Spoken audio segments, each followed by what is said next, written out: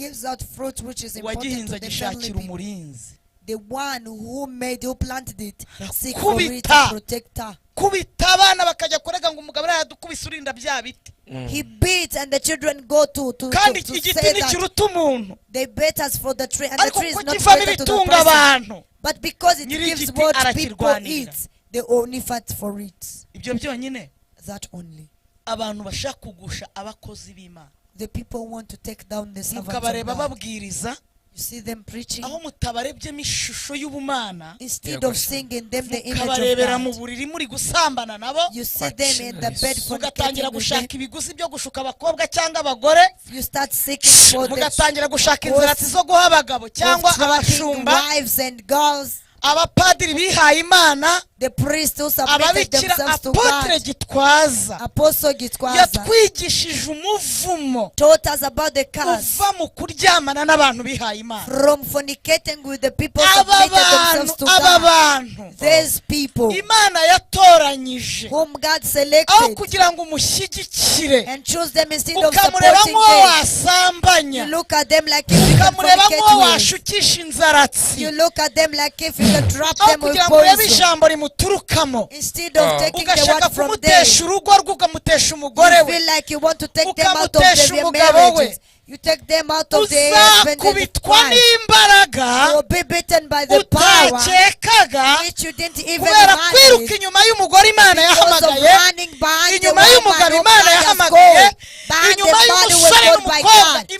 Yes, behind the God who was called by God, with a plan of taking them into sins of fornication. Yes, they are weak because they are people. Possibly they can deny to you.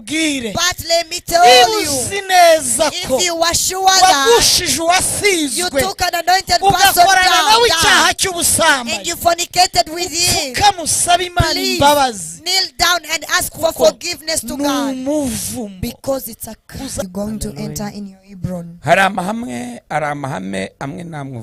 There are some principles that you come to say. And you say whenever you always ask God to give you, He asks you to release some. Those are principles. Actually, Ephesians chapter 2 on its verse 10,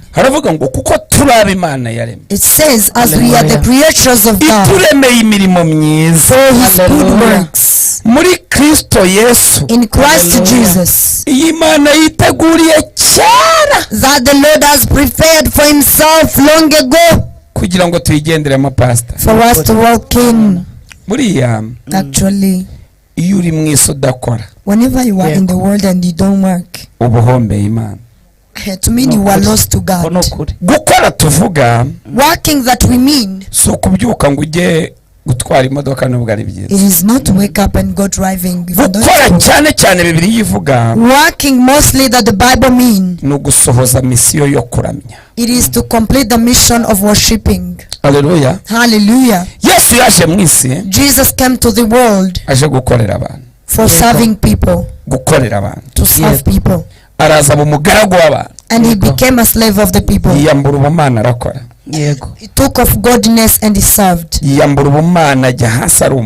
went down when He was a king. He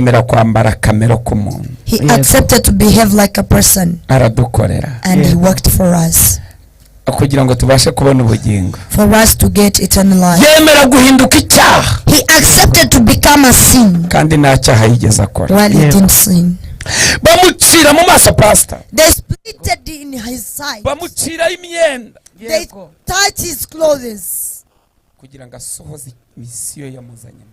Him to complete the mission that brought Him on the earth. He was despised, and He had the ability to deny to be despised. Yes, Ashim. Praise Jesus. If it's God's evening and you don't comfort any person, to me you are getting a loss to God. We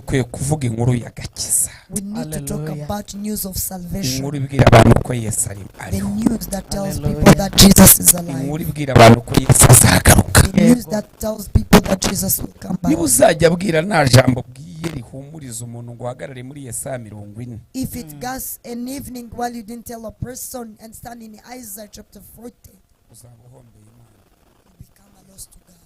Ugomba guhagarara mu ihame ryitwa You must stand in a principle called what? kubwira abantu To tell people. ukababwira ko Yesu we wamenyeze inkuru z'agakiza. You got to know this news of salvation. ukababwira ibyiza You by'agakiza. tell them what's good in salvation. Jya ugerageza niba uzugira umuntu ubwira ngo Yesu ni mwiza. Try your best at least tell a person that Jesus is good. ufate mu byiza yagukoreye ubimubwire. Tell in what good he did to you, then let him know. ibyiza yagukoreye ntabwo ari amafaranga yaguhaye. The good thing he has done to you is not money he gave you, even though it's good too. amafaranga abantu barayakorera bakayabona badakijijwe. People work for money and they get it while they're not saved. ariko agaherekezwa n'amarira. But it's God accompanied by tear. kubwira abantu ubuntu twagiriwe Tell bw'agakiza people the twahawe. grace of the Lord we've been given. Yesu ashimwe cyane. Praise Jesus. ukabwira abantu igiciro Yesu yatanze You tell people the cost, the price that Jesus gave to get us, cy'amaraso of his blood, kugira ngo abantu babashe kubabarirwa ibyaha. for people to be forgiven. iyo uhagaze muri uyu murongo pastor Whenever you stand in such line, pastor, uba unejeje umutima w'umwami Yesu. to mean you're making the heart of God happy. amen. Amen. ushyizeho irindi hame. You took another principle. uravuga uvuze ihame ryitwa gukora. You talked about working. hanyuma yo kwakira Yesu no kuvuga inkuru y'agakiza After receiving Jesus and talking about the news of tugomba salvation, no gukorera Imana mu byo yaduhaye. we must serve what God gave us. Yobu yaravuze ngo navuye mu nda ya mama nambaye ubusa. Job said, I was born in my mother's womb naked. uzajya kumva umuntu aravuze ngo amafaranga yanjye. You can hear from a person and hear them saying that my money. pastor wavukanye amafaranga. Pastor, were you born with money? niko Paul yandikiye abakorinto. Paul texted the Corinthians that love doesn't have what belongs for itself. Imana hari igihe uyisaba There is a way you ask God ikakubwira ngo nanjye banzome. and he tells you, give me two first. Aburahamu ajya kwakira umugisha ukomeye. While Abraham was going to receive this great amazing blessing, Imana yabanje kumugerageza. God first tried him iramubwira ngo nanjye banzome Isaka. and he told him that give me Isaac first. Isaka yaragoranye. Isaac was really hard thing to offer for Abraham. uzi gutura ituro rivuga. Do you know to offer a speaking offering? Itangiro 22 umurongo wa 6 kugeza ku 8. Genesis 22 to 26 to 28. umutwe w'amagambo uravuga ngo Imana igerageza Aburahamu imutegeka kwitambira Isaka. The title says when God was trying Abraham to sacrifice for him Isaac, ngo nuko bageze imbere that reaching before, ngo Isaka bazase. Isaac asked the father. aramubwira ngo papa, He asked him that, Papa, Father, ko mbona umuriro, I see fire, nkabona inkwi, I see wood, nkabona umushyo aricyo cyuma, I see a sword. igitambo kiri. So where is the sacrifice? igitambo yari inde? Who was the sacrifice? yari Isaka. It was Isaac. ituro ryari rigiye guturwa kuri Moriya ryari rigiye guturwa Imana ryari inde? The sacrifice which was going to be offered to Moriah mountain was who? Was Isaac. yari Isaka. Was Isaac. urebe Look, riramuganiriza, it conversed with him. riganiriza Aburahamu. It conversed to Abraham. uwo ni umutima ukomeye. That's really a hard heart. Aburahamu niyita ku ijwi ry'iryo turo. Abraham didn't care about the voice of the offering. iyo Imana ishaka kugukorera ikintu kikunezeza, When God wants to use you and do something really makes you happy, igukuraho ikikubabaza. He takes off what can make you feel sorrowful. niyo Imana igiye kuguha And when God is going to give you, irabanza ikakwaka. He first takes something off Nubona from you. Imana ikwatse, If you see God takes off something from you, be sure that He's going to give you something. Adamu Adam iramushinjirije, has made himself, ifata imbavu zari zuzuye, and He took the complete ribs. arigita kwaka ikakwikuriramo. There is a time He doesn't ask you to give, but He touch in you and get something. kuko ntago Aburahamu yamusabye, Because He didn't ask Abraham. yaramutegetse, He commanded him, iranamugerageza, and He tried him.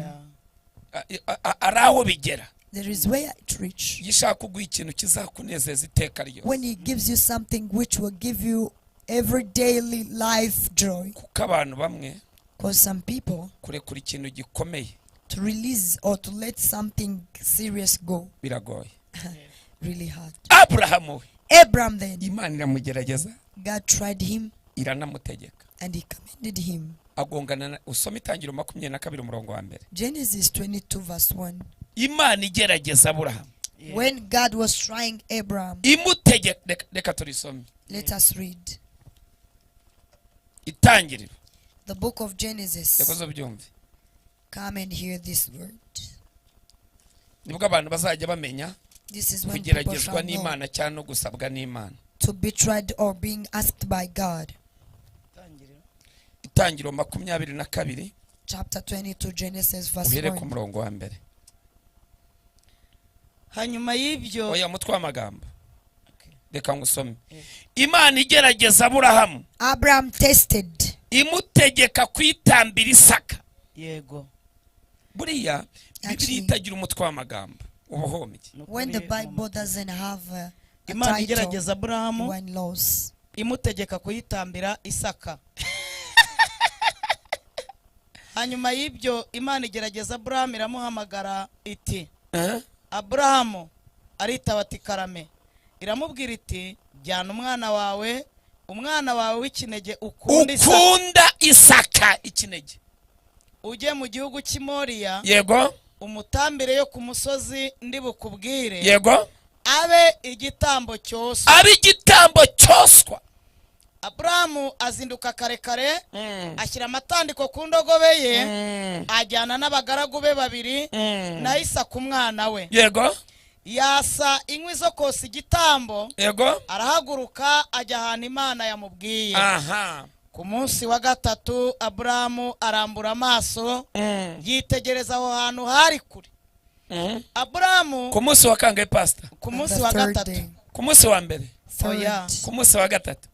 Ibaze ku munsi wa gatatu Aburahamu yari atari yisubira. Think of the third day Abraham couldn't get back his decision. Ari abantu Imana igitegeka, There are people whom God commands ikababwira ngo iki kintu ugomba kugikora. and he tells you that you must do this thing. Ari muri ya marangamutima na wa muriro, Full of emotion and fire. akabyemera, You accept. atahita agikora ako kanya. If you don't do it right now, Mwisaha imwe immediately in 1 hour, akaba arisubiye ngo baranuburiye. and you change your mind that they are now tricking Iyo you. ushaka kugira ngo ubone umugisha ukomeye, When you want to get great blessing, ubu mwizerwa you become trustworthy imbere y'abantu, before the people ukaba umwizerwa imbere y'Imana, and even before God, ukaba umwizerwa mu bihe, and even during times, ugakomeza kugwiza imbaraga z'umutima. and you keep on having a strong heart. Kalebu Caleb, ugiye guhabwa iyi Heburoni, who is going to receive this Hebron,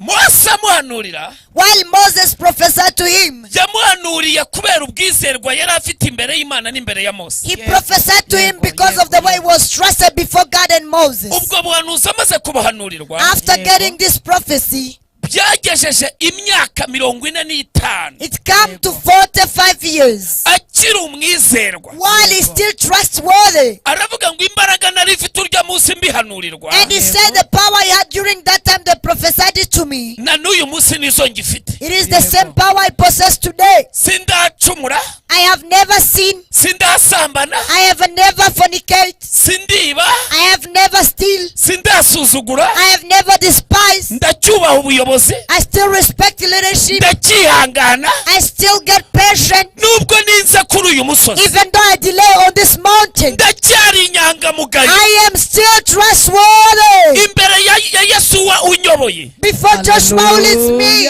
n'umwuka w'umuhanuzi wa Mose yamanuye, and the spirit of Moses that prophesied me. sindamwita umwesikoro. I have never called him trouble. Amavuta ya Mose wamanuriye nubwo yapfuye ndacyayubaha. I still respect the anointing of Moses who prophesied to me even though he passed away. Na Yesuwa twatabaranya kanja, And Joshua whom we got victorious together and he consumed everything. kuko Yesuwa yamaze kugabana igihugu aramwibagirwa. Because Joshua got shares of the country, forgot about him. nawe ndacyamwubaha nzakomeza kumusenga. I still pray for him and I keep on obeying him. sinzivumbura. I shall never rebelliate my soul. kandi nzi naho nakora kananirwa. And I am sure of where I can touch and get weak. kuko Kalebu yarazi Yesuwa. Because Caleb knew Joshua. Kalebu yarazi Yesuwa. Caleb knew Joshua. yarazi icyo yakora. He knew what he can do. ariko yihanganye imyaka 45. But he was tired of 45 years. He was patient of erega Mose 45 yapfuye igihugu years. basa nkaho bagifashe. Moses died while they had the country. hari yasigaye gato kuko bari bageze Kadeshi Barnea. It was something very small remaining because it was to Kadesh. bahise bambukira bagishiro bagabana igihugu cyose They crossed to Shiloh and they divided the entire country. ariko Kalebu aravuga ati baya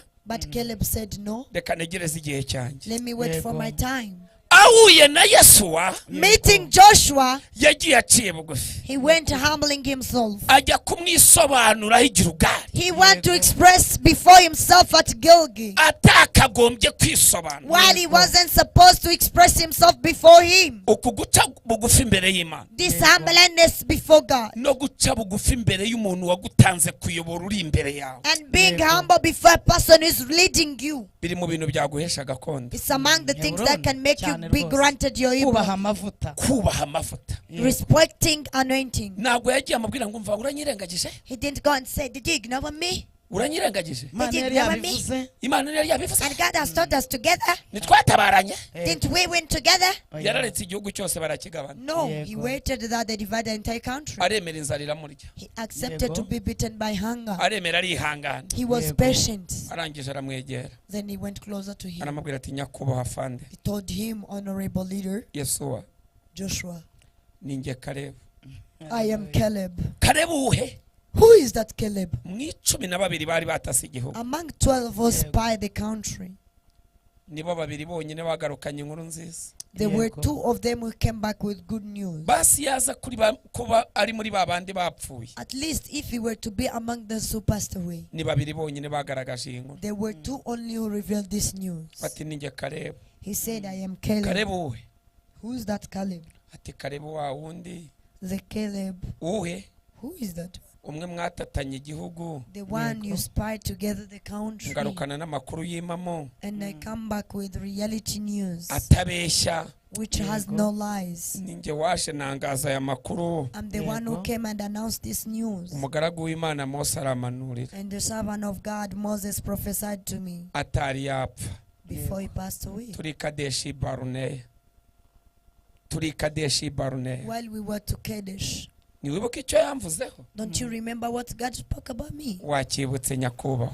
Why can't you remember, dear honorable? ahamirije umuhanuzi wapfuye. He witnessed to the prophet who is no longer alive. ariko yubaha n'uwo yasizeho. But he respected the one who's still leading. dore impamvu abantu bamwe batinze Kubaha guhabwa za ubuyobozi. Heburoni. Look at the reason why many people delay to get their Hebrons. abantu bananiwe kubaha ubuyobozi. People has failed to respect leadership. nimwemera mukumvira If you Muzarya ibyiza byo mu accept gihugu. and muzarya obey, ibyiza byo mu gihugu. you shall consume Uze what umuntu fruit in ushobora a country. gufata Heburoni To mean you can't get your udashobora Hebron kumvira if you can't obey ubuyobozi. the leadership. kimwe mu byatuma ufata Heburoni One of the things harimo that no can make you kumvira get your Hebron. ubuyobozi. There is ukabwemera respecting leadership. then ukabwumvira. Accept it, obey it, then get your Hebron. pastor reka hano tuhatinde. Pastor, let's Yego. delay on this part. tugiye kwinjiza abantu muri Heburoni. We are Yego. going to take people in the Hebron.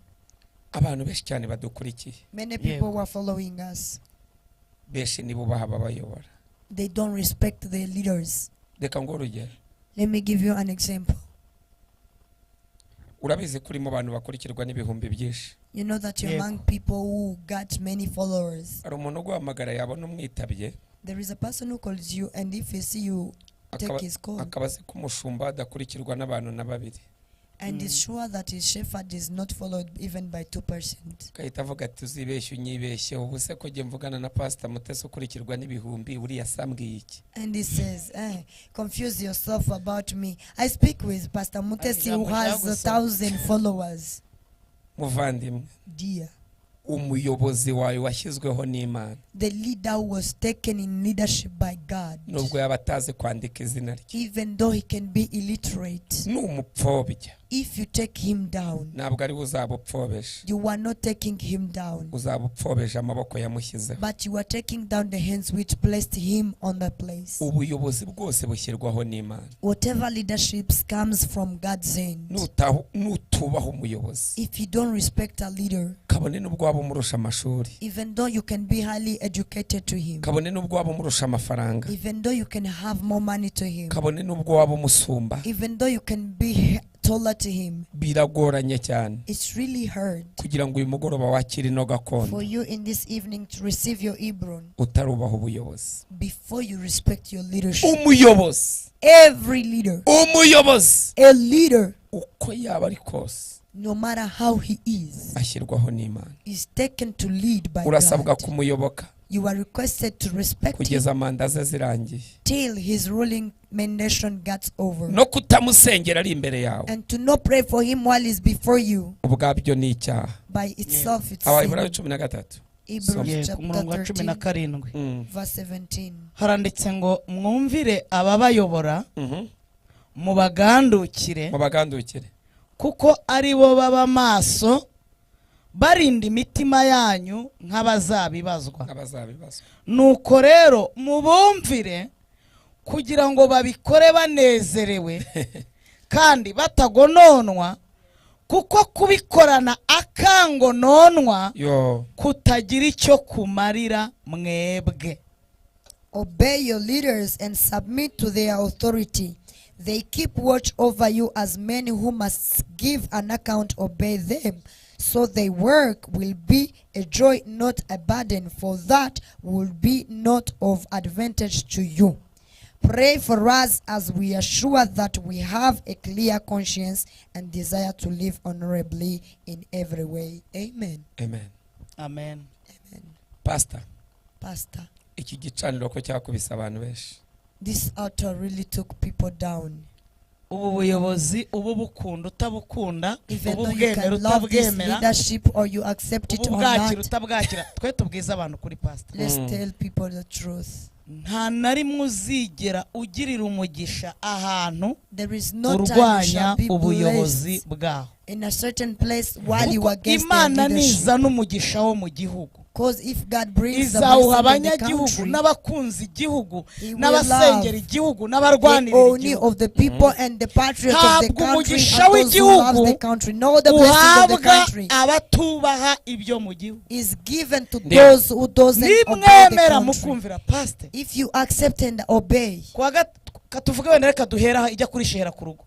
Tugira umuganda ariko wa gatandatu wanyuma ukwezi ngira. We have umuganda by every end of the month. Umukristo ntashobora gukora umuganda. A Christian can't kwishyura amafaranga y'umutekano, twishyura ayisu, pay money for security and for ibyo byose nibireba umukristo. All those a Christian might do. Ushobora kumvira umuyobozi w'umudugudu cyangwa w'isibo. You can't obey a leader of your warangiza ugafata Bibiliya and you take a Bible, ukaza mu rusengero, you come to church, utumviye mudugudu, while you don't respect your cell leader, you will not obey your pastor. Kubera ko ubuyobozi Imana irabufatanya, because God takes combine together this leadership for helping our hearts. Umushumba aradusengera tukabohorwa kanaduhanurira kaduhesha n'umugisha. A shepherd pray for us and bless us mu baturage. And it gets completed bivuga ngo birafatanya. To mean it's help each other. Kumvira ubuyobozi n'ubuyobozi bw'umwuka ndetse n'ubw'umubiri. Respecting leaders, it is spiritual leaders ngo nta buyobozi bubaho budaturutse kuma. There is no leadership not coming from the hand of God. Heburoni nushobora kuyibaho, you can't live on your utazi kumvira ubuyobozi. Urwanya hangana n'umushumba. You are against with your urahangana n'ibyemezo byafashwe n'abayobozi bawe. With the decisions made by your leaders. You are making yourself rebellious. Bavuga gutambika ukazamuka. If they say to go down, you go up. Heburoni hari. There is no Hebron, please. Mwumvire ababayobora. Obey your leaders. Sinzi ibyo bakubwira, ugomba kumvira. I don't know what they tell you. Kuko ari bo baba maso, because are them who are alert, barinda imitima yanyu nk'abazabibazwa, watching over your hearts nta like those muyobozi who will be unyoboye accounted on me. utazambazwa. There is no leader who leads me who want to be accounted about me. ukuyoboye wese azakubazwa. Hey, who is leading you will niyo be mpamvu accounted on you. agukurikirana mu gitondo, saa sita, nimugoroba. This is why he follows you during night and days. ngo nuko rero mubumvire muri byose, Then obey them in everything, kugira ngo batabikorana akangononwa, so that they won't do it in a bad heart. kuko kubikorana akangononwa Because doing it kutagira uncomfortably icyo kumarira mwebwe. Yego. did not bring any good to you. rinda umuyobozi wawe So, kwinuba, protect your leader to feel kwicuza tired of impamvu you, uri mu bayobora, or regretting that you are among the people he leads. kwicuza impamvu Imana yamuteretse imbere To yawe. regret why God takes him before you. umuyobozi wawe nakorana akangononwa, If your leader works with ntacyo unconfidence, bizakumarira. it won't bring anything good muri to you. Heburoni twumvira abatuyobora. In our Imana Hebron, we igushyire mu respect our mwuka wo leaders. kumvira. May God bring the spirit wumvira of abakuyobora mu obeying. mwuka, Those who wumvire n'abakuyobora mu those who mubiri. lead you in the spirit, even in the flesh. ese ubundi pastor Karame. Pastor, turavuga Hebron abantu kuko uno ni umunsi wa nyuma wo kuyivuga. today is our final day about talking about Hebron. turavuga Hebron abantu ntibamenye niyo turimo tuvuga. We talk about Hebron and people doesn't know what Hebron we mean. ubundi ni iki mu What's buzima Hebron? bwa hano busanzwe bwa hano muri iyi si? In our daily life, what is Hebron? nayisobanuye, navuze ko Heburoni, I've said that Hebron, Heburoni yaba urugo, it can be your marriage, it Heburoni yaba umugore, yaba umugabo, can be your husband or your wife. Heburoni yaba cya kibanza ugiye kubakamo urusengero, Hebron can be your plot where you're going to build a Heburoni temple. yaba iriya kampani yawe, Hebron can be your Heburoni company. yaba bwa bukungu ugiye kugeraho, Hebron can be the treasure that you Heburoni yaba want. umugisha w'ibifatika, Hebron can be what's Heburoni tangible. yaba izina ry'icyubahiro Imana igiye kukubakira, Hebron can be the name of honor Heburoni that yaba God is bya going bindi to build for wirukanseho you. ntubifata Imana ikaba igiye kubiguha. Hebron can be what God is going to grant you. Heburoni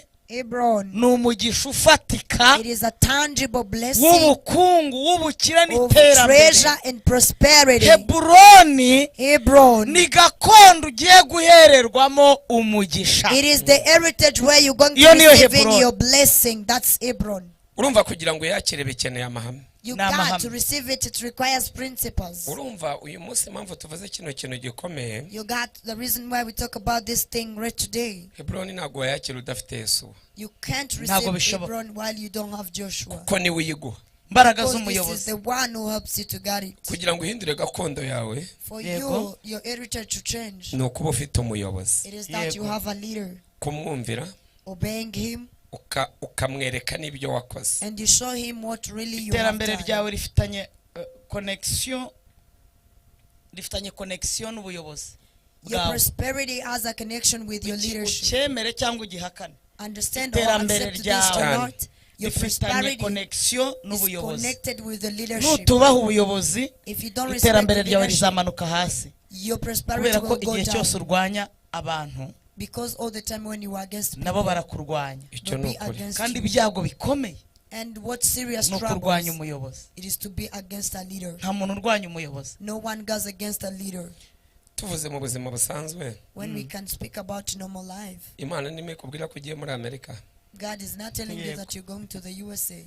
si ugiye kuvuga ubutumwa. And Cyane. you're going to preach the gospel. none si yo si Hebron y'ubuhawe? So Nayo ni isn't that Hebron. an Hebron? muri ya masezerano Imana yaduhaye ngo mugende mu mahanga yose. cyane The mubwiriza promises ubutumwa that God bwiza. gave us to go all over the world. nese uzi ko Imana yavugana nawe Do you think God can speak to you? wagirana ikibazo n'ubuyobozi bw'igihugu bukakwima passport, If you got a misunderstanding Cyane with the rwose. leadership of the country, they deny to give you a passport. ugiye se bakakubwira ngo passport ntuyihabwe, If you go and they tell you ahubwo that you are not bakanambwira ko allowed to ntemerewe get a kurenga n'ikibuga passport, cy'indege. ubwo se ntiwaba ubuze umugisha w'igihugu? Nambuze and you miss umugisha wo the mu gihugu. blessing of the country. turimo turabaganiriza abantu baba bashaka ko tuvuga iby'umwuka gusa, We conversing, but people expect us to speak what's spiritual only. kandi aya ni amahame. And Ni these are amahame. principles. ni amahame bakwiye kumenya. These are principles that you must know. twirukanka Let's Imbaraga run. zikubesha, nababwiye ko imbaraga zizakubesha aho ujya. The power that Ni will izuvanya make aho you live uvuye. where you will Urakoze. go. It's what Ubuhamya from uvanye where you ahantu are. nibwo bukubesha aho ugiye. Testimony of where you are from. This is what make you survive where you're going. wise ubyumva. You got? igihugu cyakwimye passport, If the country denies a ntabwo wajya mu passport to bihugu. you, tugende you can't go in countries. gera mu Burayi cyangwa muri Amerika Go in Europe or in the USA. witware nabo tarabona ubwene gihugu Misbehave while you yet get nationality. barakwirukana ahubwo. They chase you back. barabiguha ntabwo baguha ahubwo baranakwirukana. kandi umuhanuzi amaze kubihanura yabihanuye. After prophet prophesying it, yabihanuye ariko harandi mahame has Bisaba mahame. prophesied, but Ugomba it requires kuba. some other principles you need to amategeko respect. n'amahame n'amabwiriza birakurikizwa. Yesu niba bamufatiye umusoro yego. Didn't Jesus got attacked by si yari Imana 100%. taxes? Cyane. Won't he God? uriya musoro iyo atawutanga ubutumwa urya munsi bwari buhagarare If he were not to give out taxes, the gospel would be stopped that day. ari ibintu abantu bamwe nabyo baba bakwiye no kumenya There are things that people expect to know, must know. umuntu araturuka hari yagiranye ikibazo na pasiteri A person come from there with a misunderstanding with the priest. muri ku rubuga You are on a group, muri mu rusengero you are in a church, akaza akahitamo guteranyaho and he comes to betray him to you. watangira kubwiriza If you start preaching, wa muntu agatangira kubwira ngo ibyo ni mavugo uri murabibona abo ngabo twabise ibyoshya amoshya. abo rero so such people, ikintu arimo gukorera you know what they're doing for you? ni nk'aho umuntu wigumura mu gihugu It is this rebellious person in a country, yarangiza agatangira kugumura n'abandi and they Akatangira start to make kucyangisha other n'abandi. people to kuko rebel. inshuro nyinshi Because most of the time, iyo umuyobozi wawe atangiye kuvuga ijambo when your leader starts having a speech, ahagaze mu cyo yahagarariyemo no mu cyo yatorewe no mu cyo yashyiriwe standing in what he was called for, warangiza yatangira kuvuga ya magambo arimo avuga ugatangira kuyajonjora and when he starts speaking, you start criticizing him. utangiye kujonjora yamushyizeho To me, you are criticizing the God who took him on that place. aho urahangana n'itegeko There you will be against with the Lord. noneho Then, mu isi y'ibifatika in this normal world, iyo utagaragaye when you are not seen, ntacyo uba nothing wrong can happen to you. ariko iyo bikugaragayeho But when it's seen on you, urafungwa you got it.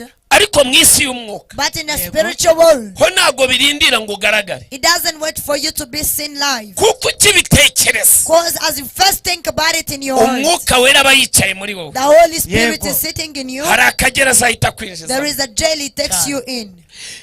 imana iduha amasezerano God gives us promises yo guhabwa za heburoni n'ibindi of getting given our Hebron, ariko kugira ngo n'amasezerano tuyinjiremo but for our promises to amahame. enter in, bisaba kuba twarubatse amahame it requires us to have principles atuma twinjira muri heburoni which might take us into our Hebron. heburoni ntiwayakira You can't receive your Hebron muri we harimo igicaniro cyo kutubaha ubuyobozi while in you there is a note of no disrespectness. kabone n'ubwo ubwo buyobozi bwaba bwaraguhemukiye Even though the leadership has betrayed you, urasabwa kubwubaha but you are requested to obey it, kuko karebu yarahemukiwe because they betrayed cyane Caleb. rwose. igihugu imana yari yarakimubwiye ibinyujije mu muyobozi mukuru wahozeho nyakwigendera mose God promised him the land through the servant of the Lord Moses who passed away. iramubwira ngo igihugu nimukigeremo And he told him that if you reach in the country, bazaguhe gakondo get your heritage. nabimubwiye yego. Didn't he tell him? ageze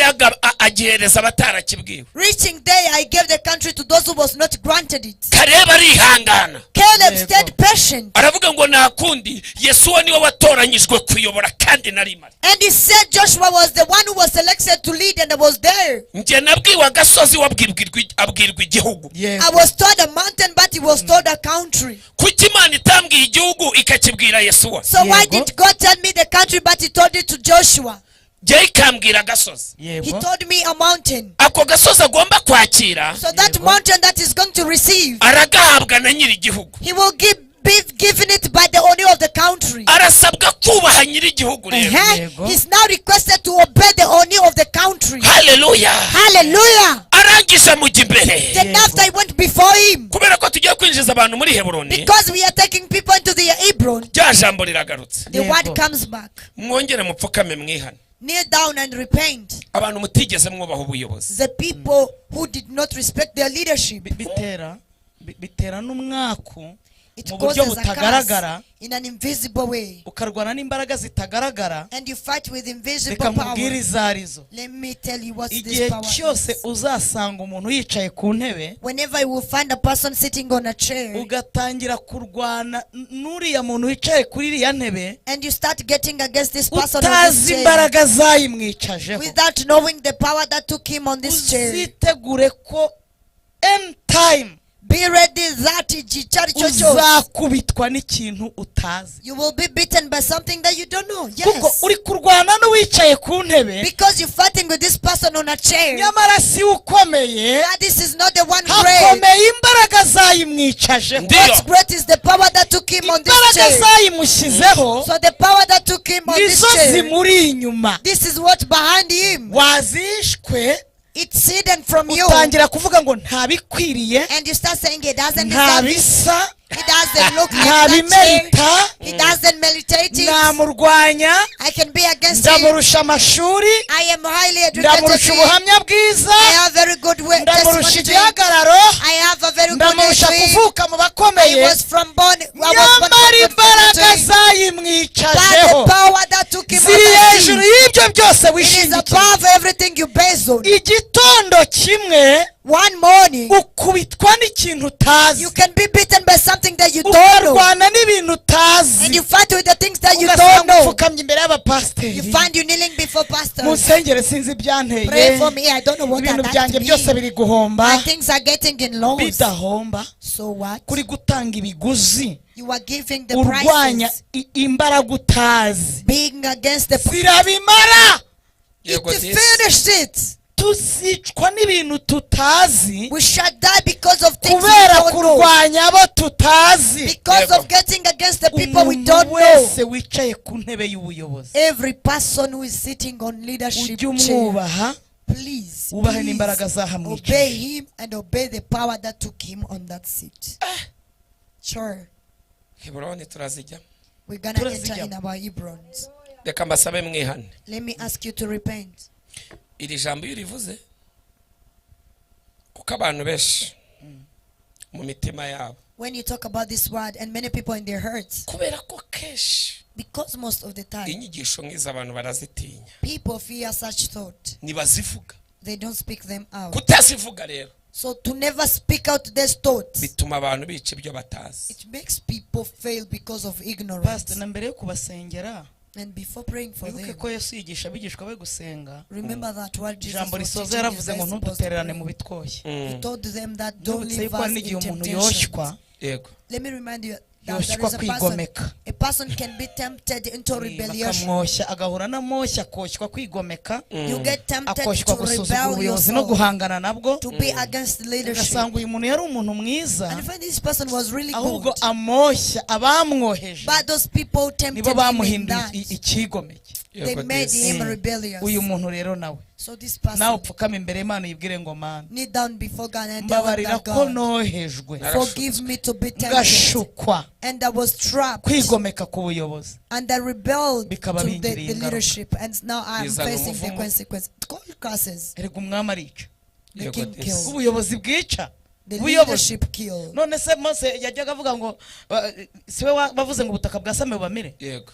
none se Moses so umwami commanded atica. for the land to open the mouth Kubabaza to swallow them. umuyobozi ni ikintu kibi, kuko ubuyobozi kubera ko buva ku Mana ahora igihe cyose ijambo avuze Imana risamira hejuru. Cyane. Because the leadership is from Igahita irishyira muri God. gahunda. Whatever word they confess, God put it into Iyo practice. urwanyije ubuyobozi uba uri kurwanya Imana. Whenever you go against leadership, you are Direct against uba uri God. kurwanya Imana direct. Directly you are Wowe against dekara God. intambara hagati yawe To n'Imana. mean you are proclaiming battle Ko between nta you and God. buyobozi bubaho budaturutse ku To Mana. mean there is no leadership not from Jewe God. umuntu umwe yanyihereye ubuhamya, One person gave out testimony, arambwira ngo narwanyije umuyobozi, and he taught me that he was against ati the ariko leader, timu yose twari kumwe but the entire team we were turwanya together, umuyobozi usabwa Imana Samweli, going against a twese servant of God. twahuye n'ibibazo, We all faced problems. njye wavuyemo ndihana. I am the one out of it, and Urabona I ko Imana iri repented. kungaruraho agasura You insubiza see ibintu that byanjye, God is restoring me ambwira what I've amamiliyoni lost. yahombye, amamodoka He yahombye, told me the millions and cars aravuga he ngo lost. nabitewe no kurwanya umuyobozi. And he told me that it was because of being against a leader. iyo urwana n'ubuyobozi, whenever you are against the leaders, ukubitwa n'ibintu utazi, ukarwanira mu isi utazi, you fight in a world that you don't know, ibihombo, ibyagwa, amakuba, troubles and problems, bitwa n'ikintu utari witeguye, you got beaten by something that you don't ahandi know. byaturutse, It's not from anywhere ko else, warwanye n'ubuyobozi. but it's because you fought with Tukame hasi ubwira Imana leadership. ngo ndihannye, Kneel down and confess and ubashyiraho God to forgive you. warunciyeho. Hari cyatumye ubagira abayobozi ngewe unsize, When you took them to leadership, there is a reason you didn't take me there. warabashimye nubwo nge ntabashimaga, You appreciated them even though I didn't ariko appreciate uhereye them. none mbabarira kurwana But from n'ubuyobozi, now, forgive me to be mbabarira against kurwana the leadership. n'abayobozi, Forgive me to be against the nciye bugufi leadership. ngo mvaneho umuvumo I humble myself so that you can take off uterwa curse, n'uburakari bw'umuyobozi. which is caused by the anger of the Ni leaders. umuvumo, It is a ni curse. umuvumo. It is a curse. Uburakari bw'umuyobozi butera umuvumo, The anger of a leader causes ukavumanwa curse. n'urubyaro rwawe n'abana bawe, And you get cursed by your children ugata and icyubahiro mu kanya everyone. nk'ako guhumbya, And you lose honor in kubwo a simple kutubaha time, in a abatuyobora. short time, because of not respecting Imana our leaders. itubabarire May God forgive aho us twahanganye n'ubuyobozi, where we've been against our leaders, iduhe guca bugufi, and He grant us to igarura be humble, imitima y'abayobozi and He bring back bari the hearts of gukora our na leaders kango nonwa, who are working with bagakora ibintu ntibigire confrontation, icyo bitumarira, and they do things which doesn't have positive impact to us. yongere Then ibasubize mu mutima wo He kudukunda, gives them a heart of loving us, iduhe kongera kubumvira, and He gives us, kuko ibyo a heart of yatubwiye respecting bizasohorera them. mu maboko yawe. because what He told us shall be completed in their hands. pastor Pastor, dusoza concluding, kuko ni umunsi wa nyuma tugiye kwakira hebrone zacu, because it's our final day, we're going to receive our Hebrons. tugiye gukubita undi mwuka We are Yego. going to beat other spirits wo kujaginga abakozi b'Imana. of judging the servants of God. Urabuze uwo mwuka? You know that spirit? ubona nubwo nanawukubita cyane, ari kiri buwikubite, Mm. kubera ko kambabwire, Let me tell you. uzaganire n'umuntu wese Imana yahamagaye, pana uwihamagaye, Have a conversation with the person whom God has called. uganire n'umuntu Imana yahamagaye akagera ku rwego yitwa umukozi w'Imana. Yego. Converse with the person whom God has called till the level of being called a Iri jambo servant of naryo God. ntabwo ryumvikanwaho rumwe, ngo ntabwo twakwiye kwitwa abakozi, ariko nkunda kubibabwira, I tell you always that twitwa abana b'Imana kubwo kwakira Yesu nk'umwami n'umukiza, we are Yego. called children of God of twitwa receiving abakozi b'Imana Christ, kubwo kwemerera umuhamagaro, and we Yego. are called servants ariko of kwitwa God for umukozi w'Imana ntabwo allowing, binkuraho kuba umwana w'Imana. Ndio. calling to serve in us. Umuntu wese w'umukozi w'Imana Every servant of God, ntawe ubiba bimworoheye, no one can become aca mu that byaga in agaca a mu simple makuba. way. You pass into valleys Imana and mountains. iramwigisha akazira ubusa, God teaches you and you get akazira blamed for no agatsiko reason. k'Imana.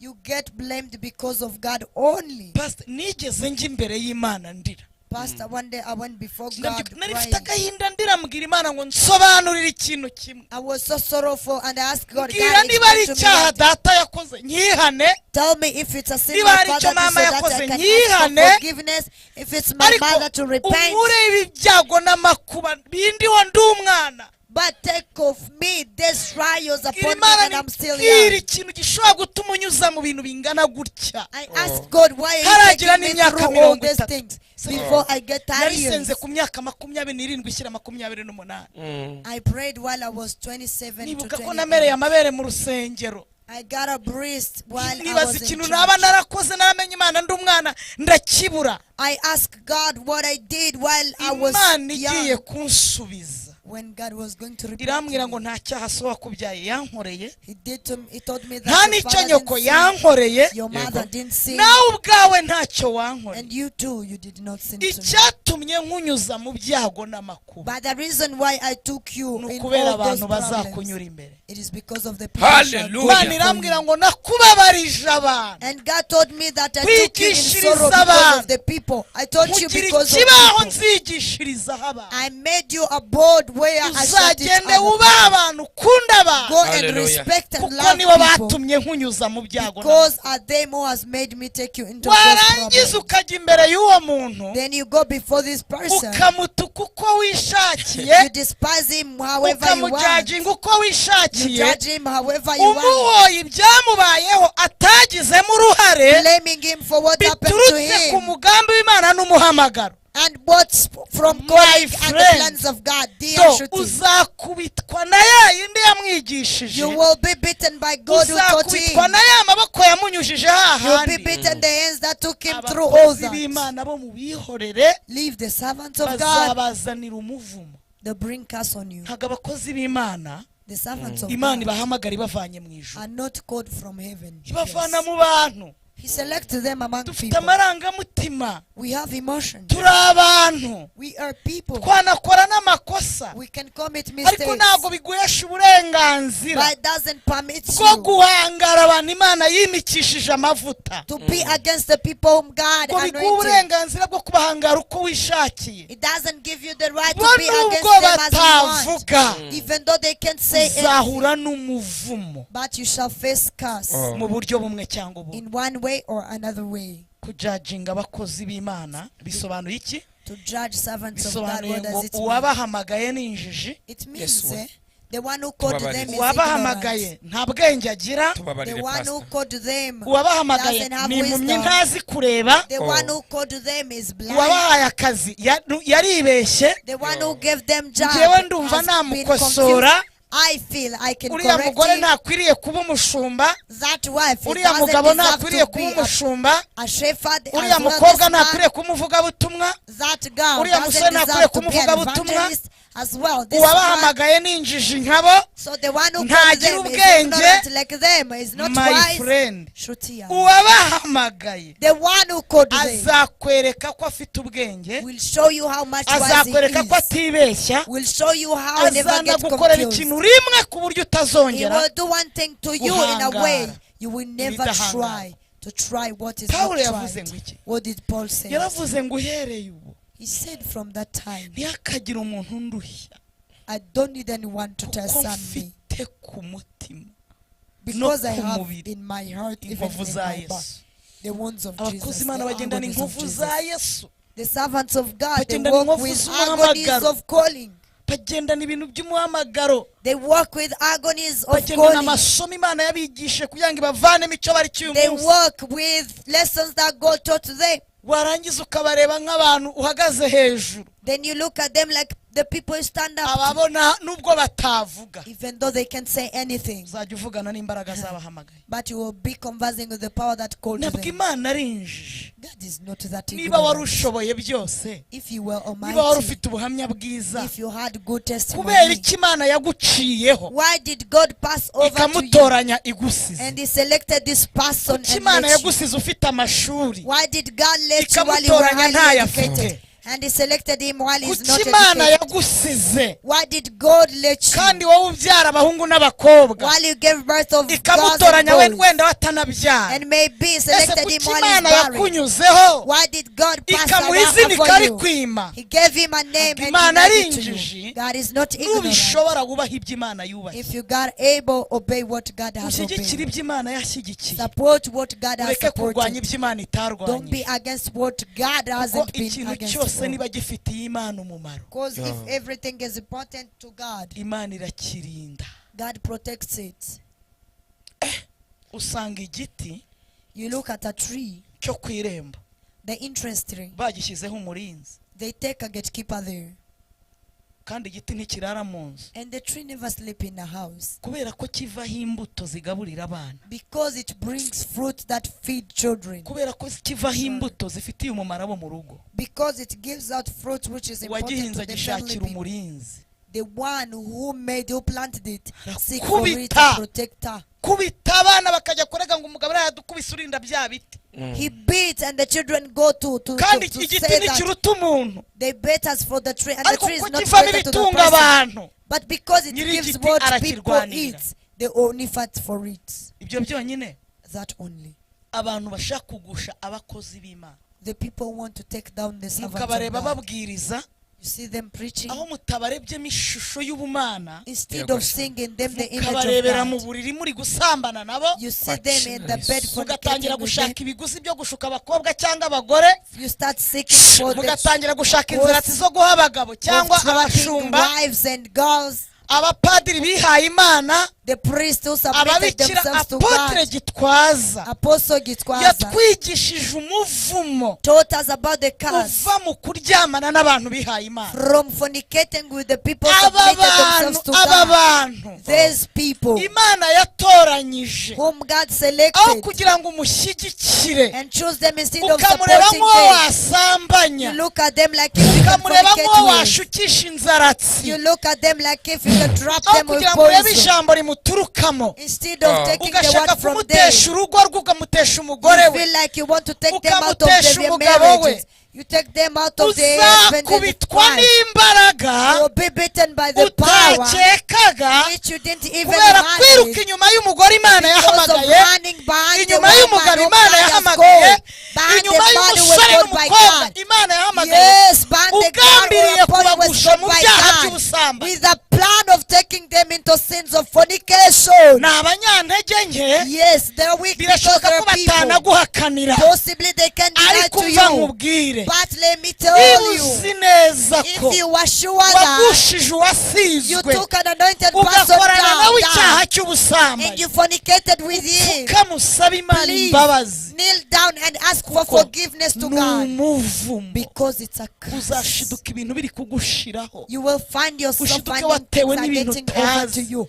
Find yourself niba being attacked by wamushukishaga things you ibiguzi don't know. byose imana izabikubita If it were buri money, kintu God cyose shall wakoresheje beat you. umugeraho imana izakikwaka. Everything you have used, God will take it aba off from bantu you. bafite ukuntu batera umwaka These people has the way can bring the curse to the bisaba people. kubana nawe umukoreraho umugisha gusa It requires you to work under him for the umwifuriza blessing. ibyiza umusengera Wishing for him what's good and pray ibibi for him. yakoze What's bad they have done. natani yagiye kwa dawidi Nathan went to David. dawidi yari yasambanye David fornicated yica n'umugabo w'abandi and he killed other man. ariko natani ntiyagiye amwita umusambanyi But Nathan didn't go ntabwo calling yagiye him a amuhangara He didn't go there yagiye with no amubwira ngo discipline. hariho umuntu He told him Yeah, that God. there was wari a person. ufite agatama He had a sheep. arabizenguruka kugeza igihe amubwire He ngo uwo turned muntu around till the time he ko told ari him wowe that nyagasani you are the one dear. dawidi arihana David knelt and naho he confessed uwasizwe yaba yakoze and he amavuta repented. Even though an anointed man of God can uzirinde sin, guhangara amavuta never go against the anointing. umuhane mu cyubahiro cye. Please try to take him in a right way, in a good way. Hey, Pastor, nahagurukije iyi ngingo nzi ko ari ibintu byoroshye I started with this theme thinking that it was that simple. none ifuhe riragufashe But now you are attacked by being furious. ibi bintu uvuze biragonga abantu benshi These words you come to say, it really takes many people down. na ibyo ndabikubwiye kuko mba mbizi I tell you this because I know it. urabona abapasiteri duhura na byinshi You know, pastors, we face a lot of challenges. yaba ari natwe babwiraga gusa I wish could be at least us whom they tell batajya kubwira batarabigenewe without going to tell those Yeah. who were not appropriate for. kuko twebwe twasigiwe kumva abantu Because we were anointed to hear from the people. ariko ikibazo nta nubwo ari twe babwira But the problem, they don't tell us only, babibwira mu bo bigiye kwica nta n'icyo bagiye kubikoraho but they tell those who are going to be psychologically destroyed and nothing they can do upon it. bamwe bagushijwe n'umuyaga utarigeze unabageraho Some fell because of the wind, and this wind didn't even reach to them. ngo kuko pastor Mutesi yababajwe na kanaka ngo ubwo nanjye ndaguye That because Pastor Mutesi was wounded by this person, I too, I fail. kandi n'igihe ayo makuru aba afite kiba ari ikinyoma And truly this news possibly can be lies. reka tubasabe So let me ask you, muriteguye gusaba imbabazi are you ready to ask for forgiveness? tubasabire imana imbabazi tubinjize muri heburoni Then zanyu we ask for forgiveness to you, then we take you into your Hebron. hari impamvu imana yakuzanye pastor There is a reason God brought you, Pastor. wasanze ngiye gusoza You founded me, I was almost to conclude, ariko numva binjemo but it came in me. numva mwuka arambwiye ngo nitwite tunakorana deba ni mureke The Holy Spirit told me to let you that we can debate. imana yari igambiriye uyu munsi God had a plan on today. kandi reka nkubwire And let me tell you, izi Heburoni abantu barazakira the people are going to receive their Hebrons. nta muntu wakira Heburoni atari yiha Nobody can receive his Hebron without repenting. Heburoni ni ahantu hakomeye Hebron is a really very great place. hari abagabo bakomeye There are great men. hari abitwa ba Aruba.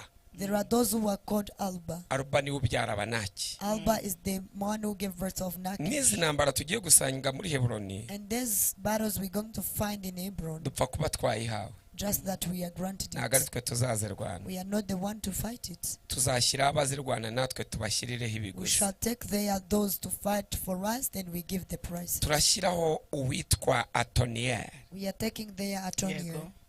Atoniyeli Atoniel, turamuhigira tumubwire ko naramuka bikoze tuzamushyingira umukobwa wacu witwa Akisa. we shall tell him that if he makes it happen properly, we will get him married our daughter called Aksa. arahita tuzanira Heburoni yayitsinze. He will bring us Hebron after winning. kubera ko natwe kugira ngo tuhagere So for us to reach there, ibi biguzi byose ni ibiguzi byo gupfukama, all these prices are the prices to kneel down, ni ibiguzi byo kubibira aho twinjira. are the prices to sow where we need to enter through. Ndahamya neza yuko I am sure that iyi minsi these days nizibagirana mu mitwe y'abantu. will not be Hallelujah. forgotten in the minds of the people. Pfukama ahantu uri Kneel down where you are, tugusabire imbabazi, then we ask for you ubundi forgiveness. tukwinjize muri Heburoni yawe. Then after we take you into your Hebron, Pfukama aho uri, kneel down, pfukama aho uri. kneel down. Niba wumvise rino jambo If you heard this word, nunarikurikira bwa nyuma if you follow it later, ntuzihagarareho, never hold yourself. uzapfukama aho uri. Please kneel down where you will be wisuzume and check yourself urebe ahantu ururimi rwawe n'ibitekerezo byawe na telefone yawe and see where your tongue, your telephone, and your mind aho byarengereye. has exceeded, usaba Imana imbabazi has crossed, and ask for forgiveness to kandi ufate umwanzuro. and make a decision. Pastor, Pastor, ugiye gusengera aba bantu you're going to pray for these people. isengesho risaba imbabazi, The forgiveness prayer, nanjye ngiye kubasengera ribinjiza muri Heburoni. and I'm going to pray for them what takes them into the Hebron. ubundi dusoze tujye gutegura iteraniro Then we ry'ejo. conclude, we got to get ready for tomorrow service. Urakoze. Thank you so much. tugiye gusenga Imana. We are going to pray umuntu to wese God. wohejwe Everyone who was tempted kutubaha ubuyobozi to not obey cyangwa leadership, watewe n'umwuka or who were attacked by wo the kutubaha spirit abamuyobora, of not obeying those who lead him, ingaruka zose wagize kubwo all the kutubaha consequences ubuyobozi, that you face because of not imbabazi z'Imana disrespecting leadership. zizigukureho. May the master of God take ukimara you kuvuga ngo Mana mbabarira, after saying God forgive me, ukimara kwitandukanya n'agatsiko kakoshya after separating yourself from the groups that kakakoshya tempted kwigomeka you, ku buyobozi, be against the leadership. ubwira Imana ngo mbabarira. Tell God that God forgive me. Kabiri, Second, abahangaye abasizwe, those who went against the leaders, the men of ubushize God. twavuze ababasebereje mu byongorerano, Last time we talked about No, those who disguised them in a ababahangaye. hidden place, those who got against them. bakabagaya bakavuga ko iyabashyizeho itazi kureba. They said that God who placed them in that Nawe ahura position doesn't know how to upfukame. say to know. ubwira Imana ngo mbabarira Kneel down kubwo and kwigira say, God umucamanza, forgive me for making myself kandi a judge, umucamanza ukora ari Yesu Kristo. while a true judge is a God. Gatatu, 3. abaguye mu byaha by'ubusambanyi n'abakozi b'Imana, Those who fall in fornication spirit with the servants of cyangwa God, abantu bihaye Imana, or those who submitted themselves to God. ababikira, abapadiri, abapasiteri, abantu mbese biyeguriye Imana bakora umurimo w'Imana. I mean nuns, pastors, priests, Abantu Imana yagize abatekerereza b'abandi bantu. those whom God has made the Mu yandi magambo, handing of abantu other bahetse people. abandi bantu mu buryo To mean bw'umwuka. the people carry others in a spiritual manner. Niba uzi ko wakoranye icyaha cy'ubusambanyi n'umukozi If you w'Imana, feel you have communicated with the man of God, upfukame kneel down. ubwira Imana ngo mbabarira, Tell God, God forgive me. umureho umuvumo Take off the curse uturuka mu kuryamana n'abakozi from b'Imana fornicating with the n'abihaye servants Imana. of God and those who submitted to you. Kubera ko aba bantu Because these people, Apotre yigeze atwigisha uburyo Apostle taught us the way mukorana icyaha muri babiri, you fornicate while Imana igahana wowe wikamureka and God punish you kubera and ko let ahetse him, abana bayo, because he's carrying his children, ikamubabarira bitewe n'abayihekeye, and he forgive him because of kuko those who carry imuhannye for him. b'abana bagira ikibazo. Because if he can punish Ariko him, wowe the uza children can kumugusha mu face a challenge. cyaha, But you come to take him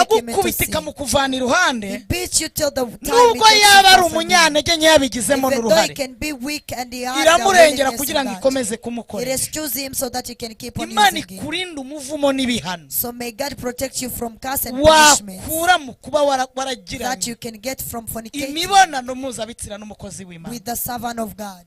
Ikindi, Another thing, Imana yo mu ijuru, the God from heaven, akagambane kose every type of waba betrayal, waragambaniye every betrayal spirit abantu you had basizwe, to the anointed men of God, upfuka musaba Imana imbabazi, kneel down and ask for kuko iyo forgiveness. utangije intambara mbi ku buzima bw'uwasizwe, Because whenever you start a wrong battle upon iremera the anointed man of igatangira, God, it really ariko starts. iyo igiye kurangira But when it's going to be finished, irangirira kuri wowe. it's Yego. take an end on you. Ndabisubiramo, I will repeat. iyo utangije intambara mbi ku buzima bw'uwasizwe, Whenever you start ku battles buzima to the bw'umukozi anointed person w'Imana, of God, iratangira, it really starts. ukamusebya bigakunda, You despise him and it's ukamuvuga work. bigakunda, You speak ever about him and it's ukamwandagaza work. bikemera, You take him live, ariko it's iyo work. iyi ntambara igiye But when kurangira, this battle is almost to finish, irazenguruka it turns ikarangirira kuri wowe. and goes over to you. Buri kagambane kose, Every type of buri betrayal, ntambara yose every battle watangije ku buzima that you bw'uwasizwe, started upon an imbabazi anointed person z'Imana of God, zihagarikira aho igeze, may the Master of God kuko stop aho it where igeze it is. hose Because whenever izarangirira it is, kuri wowe. it will be ended on you. Kadusabe Imana imbabazi. Let's ask God for forgiveness. Pfukama,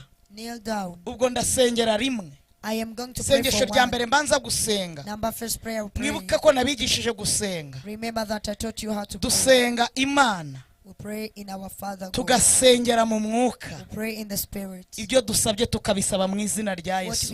we ask in the name Niba of dutangira Jesus. gusenga tuvuga ngo data, If we start praying, urumva saying, ko hasenga Father, abana, to me it's pray bivuga children. ngo igihe cyose utarakira Yesu nk'umwami n'umukiza, So anytime you yet receive Ntabwo uba wemerewe Jesus kuvuga Christ as ijambo the King data. and Savior, I want to Kubera call iki? him Father. Why? abamwemeye bose bakizera izina rye, Because he who Yabahaye accepted him and ubushobozi bwo believed kuba in his abana name, he b'Imana. gave them the capacity to be tuba called abana his b'Imana children. binyuze muri We Kristo. are the children of Niba Jesus. ushaka kujya usenga uvuga God data, through Christ. If you want uhereye to none pray, say, uzamura Father, ikiganza, from right now, lift up wakire your Yesu hands nk'umwami n'umukiza and w'ubugingo receive bwawe, Jesus as the King and Savior of uvuge your ngo life. mwami Yesu, And say, King uhereye none Jesus, ndakwemeye from right now I kandi accept ndakwakiriye, you and I receive izina you. ryanjye urisibe mu gitabo Take cy'urupfu, off my name in the book uryandike of mu death. gitabo cy'ubugingo, Register it in the book of life. ibya kera birangire, What's ought to nitwa get umwana over, w'Imana. and I get Usubiremo called a child karindwi of uvuge ngo God. mbaye umwana w'Imana. Repeat 7 times that I'm Uvuge a ngo child of ndababariwe. God. Say I'm Numara forgiven. kuba umwana, After becoming a uzajya child, usenga uvuga ngo you data, will pray saying that akira kuba Father, umwana mu izina rya receive Yesu. to become a child in the Ukimara name of kwihana, Jesus.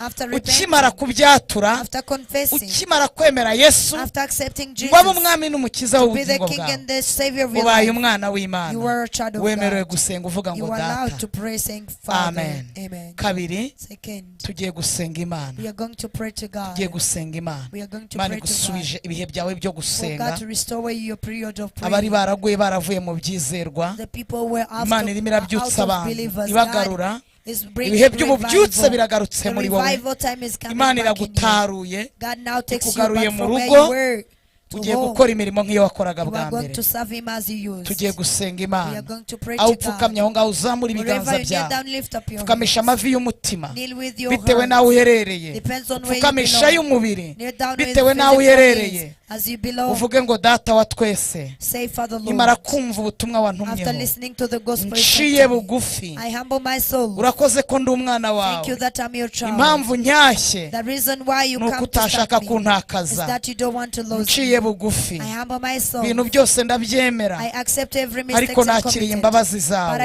I receive your Umbabarire forgiveness. Forgive me kuva mu byizerwa, to be out of believers. nkaguhakana, And I deny you. ngahakana ubuntu. I deny grace. Ukimara kumbabarira, After forgiving me, mbabarira ibyo nakoreye bagenzi forgive me what banjye, I've done to my mbabarira kwigomeka ku friends. buyobozi, Forgive me to mbabarira rebel kujya mu to the gatsiko, leadership, and kigometse forgive me ku to go in buyobozi, the groups that mbabarira rebel kumvira moshya, for leadership. mbabarira guhangara abayobozi, Forgive me to go into mbabarira temptation. kutumva ibyo Forgive me bambwira to be against mbabarire leaders. kubarwanya Forgive me to be against them kimara and not listening kumbabarira from them. After mana forgiving me, nciye bugufi ngo umbabarire Father Lord, I humble myself that you may forgive me. abakozi bawe bose For all your abihaye servants imana whom submitted nagwanye to nabo mu byaha by'ubusambanyi you, whom were together in mbabarira the ko sins of nabaye fornication. ikigusha Forgive me that I've been kigusha the cause of the abawasize sins. To those who were kigusha abihaye anointed, imana to those who submitted to you, ikiyobyabwenge to be a drug kiyobya abawasize that took them abihaye down. imana Those who submitted to abakozi bawe you, your servant, nkuraho umuvumo take me off the nazaniwe curse n'icyo kintu that was brought by that umbabarire sin. Forgive me wongere umbabarire and forgive me again. mbabarira akagambane Forgive me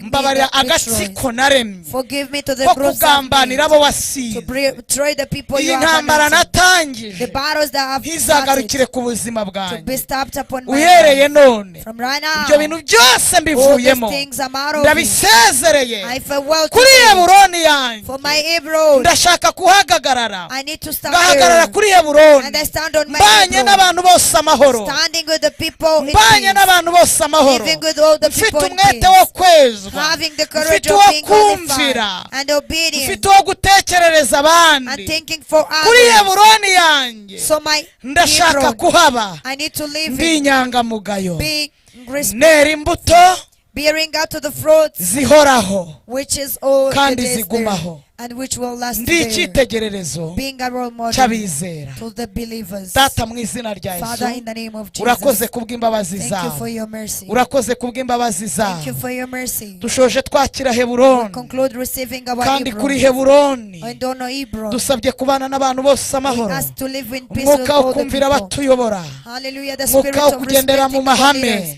the spirit of umwuka wo working kumva in ibyo imana principles, itubwira the spirit of obeying what umwuka wo God tells us, gukizwa the spirit of staying umwuka wo righteous, kureka the ibyaha spirit of living sins, umwuka the wo spirit kwera imbuto zikwiriye abihannye of bearing the fruit of those who urakoze were icyubahiro ni icyawe righteous. That's your dushimiye glory, imbabazi zawe Lord. muri uyu mugoroba Thank you for your forgiveness. duserebuye this evening. imbabazi zawe data We are calling your urakoze ko forgiveness, Lord. zikoze agashya Thank you that does urakoze ko something special. zizengurutse mu bana Thank bacu you that is moving in urakoze our kuri children. umubyeyi Thank you that you are icyubahiro ni parent. icyawe Glory is yours. tugusenze mu izina rya yesu We pray to you in the name Amen. of Jesus. Amen. Amen.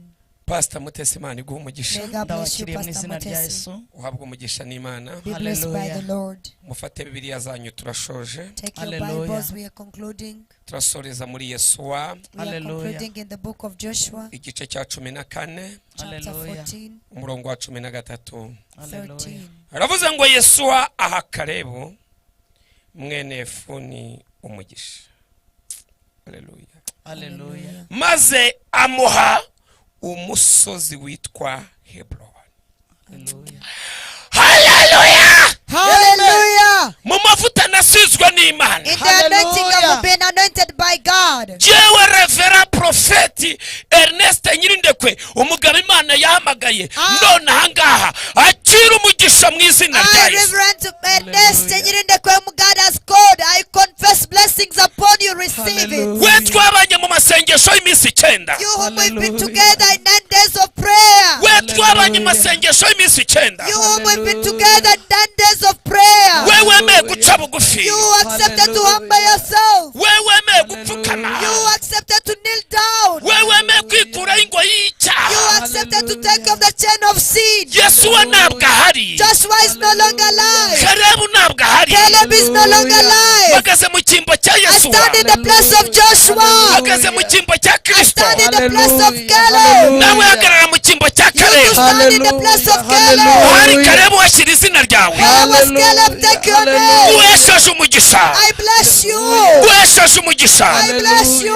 guhesheje umusozi witwa Heburoni. I get to you, Akira Heburoni yawe, receive your Hebron. akira Heburoni yawe, Receive your Hebron. akira Heburoni yawe, Receive your Hebron. guhesheje umugisha, I bless you. akira umugisha, Hallelujah. akira umugisha, Receive the blessing. akira umugisha, Receive the akira blessing. umugisha, Receive the blessing. akira umugisha, Receive the blessing. akira umugisha mu rubyaro, Receive the blessing in children. akira umugisha mu nda yawe, Receive the blessing in your womb. akira umugisha mu murima, Receive the blessing in your farm. akira umugisha mu byo ukora, Receive the blessing in your job. akira umugisha umugisha muri diplome yawe, akira umugisha wo kubana n'Imana, akira umugisha wo kuzaba mu ijuru, akira umugisha w'urushako, akira umugisha w'ibyiza, akira umugisha wo gukomera, akira umugisha w'icyubahiro, akira umugisha w'igikundiro, akira umugisha wo kurama, akira umugisha wo kuzamuka, akira umugisha w'urubyaro, akira umugisha wo kwemerwa.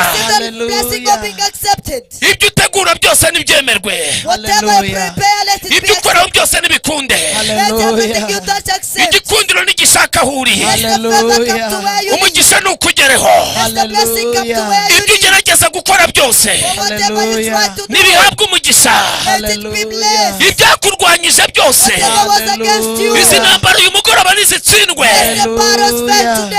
mwatuyeho umugisha, ngwesheje umugisha mu isafuriya, ngwesheje umugisha kuri konte, ngwegeshe umugisha muri salo, ngwesheje umugisha mu buriri, ibikombe byawe nibihabwa umugisha, konte zawe nizihabwa umugisha, televiziyo ureberamo nihabwa umugisha, icyo uvugiramo nigihabwa umugisha, imodoka yawe nihabwa umugisha, amaso yawe nahabwa umugisha, umugongo wawe nuhabwa umugisha, amaraso yawe ndayavumura nahabwa umugisha, ngutandukanyije n'imbaraga z'umuvumo, Imana yasigiye guhesha umugisha, akira umugisha, akira umugisha, akira umugisha, akira umugisha.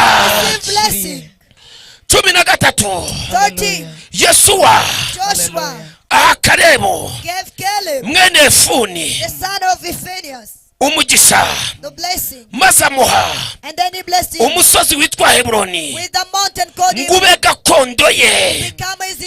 Nicyo cyatumye Heburoni haba gakondo ya Kalebu mwene Efuni umukenazi na bugingo n'ubu.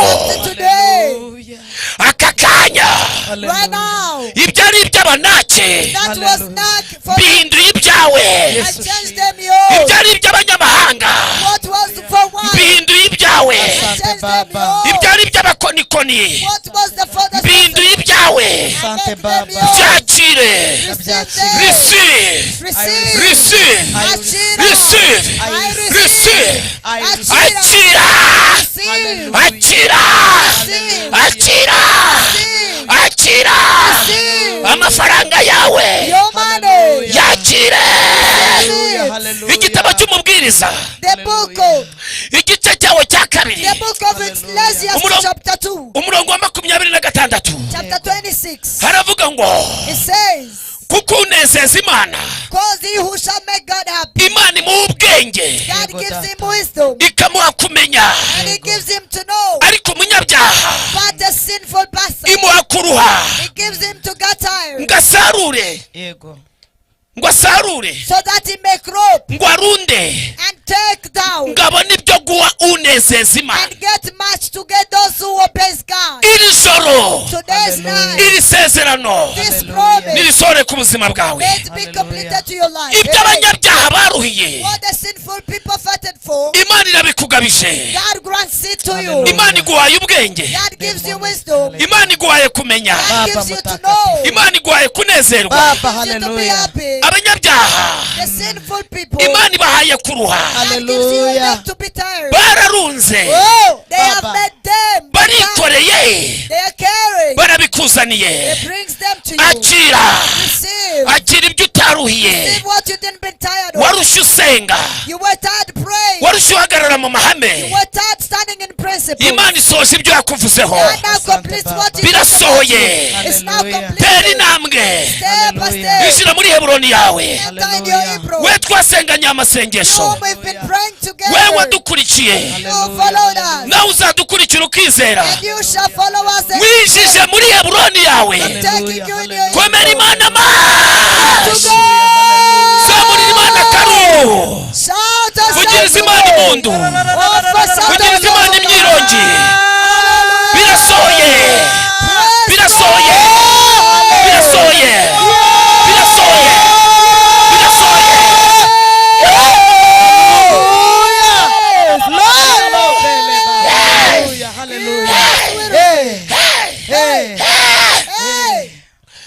ndagira ngo buri muntu wese I want everyone atanga ituro ry'ishimwe ryo gushima Imana. give out an offering of thanking God. Nunayishyira kuri iyo nomero ya cash, Don't take it to the number of church. gishyire kuri iyo nomero y'umuhanuzi. Take it to the number of the prophet. Duheshe umugisha abakozi b'Imana We bless the servants of God baduhesheje umugisha. who has blessed us. Iyo nomero Prophet Ernest, That number of Prophet gishyira Ernest. ituro ry'ishimwe ryo gushima Imana. Take there an offering. Urakoze mukobwa wanjye. Gishyira ituro ry'ishimwe ryo gushima Imana. Take there an offering to thank God. Shima Imana, Thank God. shima Imana, Thank God. shima Imana, Thank God. shima Imana. Thank God. Imana ndagushimiye Say, God, I thank you ko ninjiye muri Heburoni yanjye. that I entered my Hebron. Ndagushimiye I thank ko you mawe gakondo yanjye. that I'm given my Ndagushimiye heritage. I thank ko you ninjiye mu masezerano. that I entered my promise. Ndagushimiye I thank you ko ninjiye mu mugisha wanjye. that I'm in my blessing. Heburoni yawe irayemo, You are now in your Hebron. gakondo yawe irayemo, You are now in your heritage. amasezerano yawe arasohoye. Your promises are fulfilled. Ushima Imana. Thank God. Iri joro urarota neza, Today night you will have iri good joro sleep. uravugana n'Imana, Today you will speak to God. iri joro urapfumbatana n'Umwuka Wera. Today you will get closer to the Spirit of the Lord. Ibyakwirukangagaho byose What was running after you? dore ngibyo birapfuye. You can now die. Mwami Yesu, King Jesus, uyu muntu ugushimye, this person who comes to thank you, agushimishije umunwa, he thanks you with a mouth. agushimishije umutima, He thanks you with a heart. agushimishije He n'ibifatika. thanks you with what's factful. Ntazigera buri shimwe mu kanwa ke, Let them never miss thanks in their mouth. ntazigera buri shimwe mu bifatika. Let them never miss a thanks in what's factful. Zibuye imiyoboro yose I open all the channels yose yari yarafunzwe ku buzima that bwe. were closed upon their lives. Muhesheje uyu mugisha I nk'uwabisigiwe. bless them like the one anointed for real. Nagenda akomere,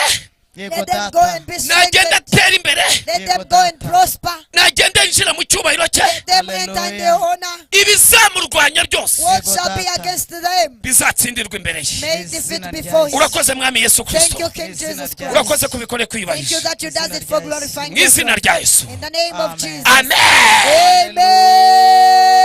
Amen. Mukomeze guturira Imana, Keep on offering to God. mukomeze gushima Imana. Keep on thanking God. Tanga ituro ry'ishimwe Give out your offering ko dushoje ya misi icyenda. that we concluding our 9 Dushimire days. Imana Let's thank God ko duhawe Heburoni zacu. that we are given our Hebron. Heburoni yawe urayakiriye. You're now receiving your Hebron. Wadukurikiye uyu munsi aribwo bwa mbere. You followed us today as your Heburoni first yawe time, urayakiriye. but you are given your Hebron. Wasenze iyi minsi icyenda, You prayed this 9 days, abantu barashubijwe. but the people are answered. N'aka kanya nasohokaga hanze, Even right now, I was outside. muye n'umuntu ufite ishimwe, I met a person with a arambwira thanks, ngo yashubijwe. and he told me that he got a thanks. Mwene data Mayuru umwe waducurangiraga hano, My hero, the one who was playing a guitar, piano here. ari ikintu yari yirukaseho kuva dutangira no masengesho. There is something he ran after since we started this prayer. Benshi abari hano murakizi, nanjye Many of you here, ndakizi you nawe know it. urakizi, ndakizi twaraye tukiganiriye mwari mukiganira ambwira ngo none harabiretse burundu agiye no kwicara hirya aka kanya But right Hallelujah. now, cyashubijwe.